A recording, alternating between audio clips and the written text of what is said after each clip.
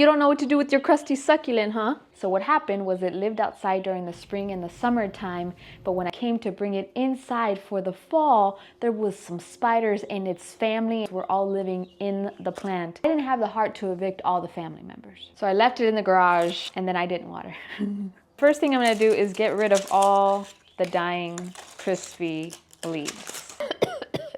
It's a little frothy in there. Succulents are amazing at propagating. You could just chop it and you put it somewhere and they just regrow. Now I could leave it like this, but that looks funky. She's been sitting in the soil for over a year, so now that I'm here, I'm gonna refresh, give it a new soil. It's very dry anyway. Some common things that I see with succulents is when they are not getting enough light, they will stretch and they're so tall. And the only way to fix that is to chop it, regrow it, and making sure that you're giving plenty of light. If it's still stretching, it means it's not getting enough light. This is so stiff and it's hard.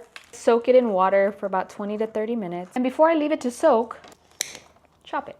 I just want to break it up just a bit. And I like terracotta for my succulents and cactus. The succulent soil mix. Plop that piece in. Shimmy that soil to settle it. Over time, you will start to get new growth from that stem. Wait 10 to 14 days before you water. Set it under bright light. And for now, I'll be taking care of this winky and the rosette that you cut off. You want a section with just a bare stem. Carefully lop off the bottom leaves.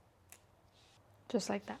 Let this end callus. And once it does, you can plop it in to its own pot. And now you have two plants. They both look a little funky, but they're gonna fill in just nicely. And same deal, wait to water. And for these leaves, just set them over to the side somewhere. If they're not cut or damaged, then they'll grow new babies on their own too. Now, out of one crusty succulent, I have potential for 3 better succulents.